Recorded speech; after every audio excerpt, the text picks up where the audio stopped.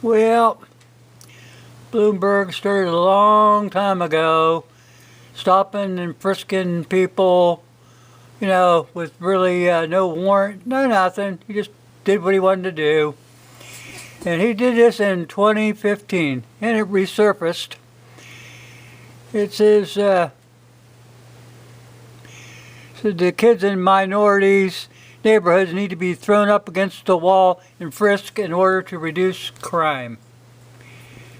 Now here's a guy that's running for president. This leopards don't change their damn spots, people. They never have. So here he is, he's trying to reduce crime. Well, this didn't really work for him. So let's go down here a minute, because I want you guys to see this. Federal judge ruled that stop and frisk was unconstitutional. He appealed the ruling, but the city dropped the appeal after Bill de Blasio, a staunch critic of stop and frisk, was elected mayor later that year. He announced a settlement in the year 2014.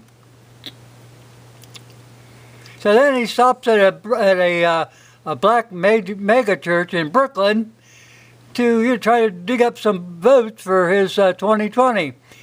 Oh, I was wrong, he told the crowd. Too many people were being stopped, and we tried to reduce crime, and overwhelming majority of them were black and Latinos. That may have included, I'm sorry to say, some of you that are here today. Well, maybe some people accepted it at face value, but they questioned the sincerity of his reversal. Yeah. Now he's running for president. And he needs black votes. That's why he's at the church. Got that right. Okay.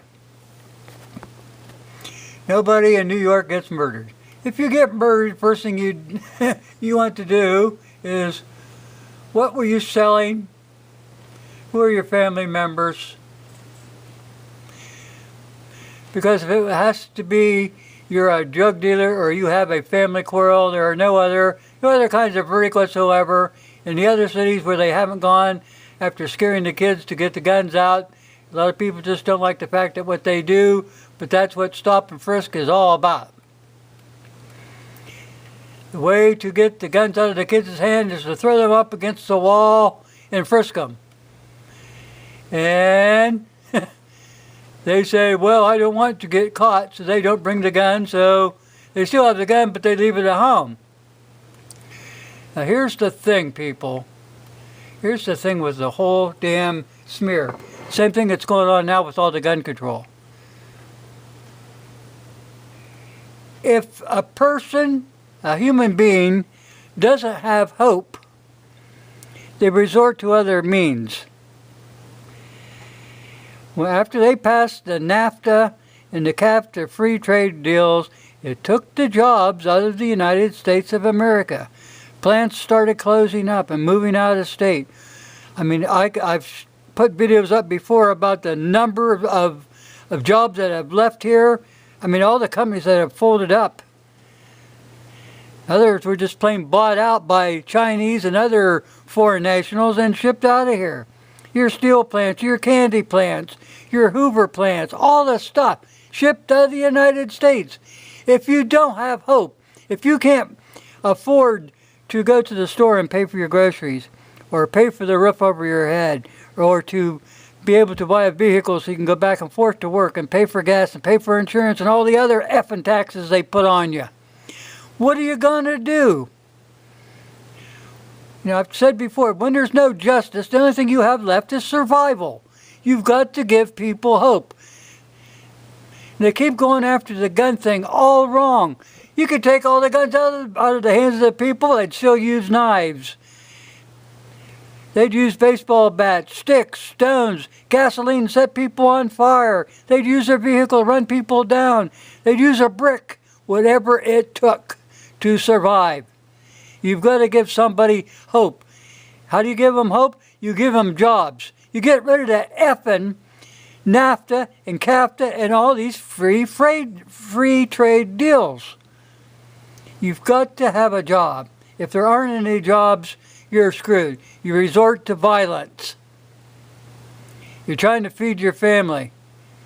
And then you got the welfare coming in, and the welfare becomes the father, and so there's no use for the father to stand around and feed the family, so why work? He can find a woman that's on welfare and live happily ever after with her. He can get his food, his drinks, his smokes, his sex. I mean, what more would a guy want in life? So anyway, guys, that's my take on it. You got to give the people of today hope. And they're not going to get it from the Democrats. They want to take the guns. They want to throw them up against the wall like you would an animal. That's not how it's supposed to work in the United States of America. Give them hope. But as far as this nitwit running for president, yeah. Is America really that hard up? Give the people hope. Stop the shit about gun control. There wouldn't be any gun control, people control, if you people knew how to please the people that you represent, and you don't. You throw free stuff at them. Well, that don't keep a roof over their head. Okay, enough of that. I'll put a link.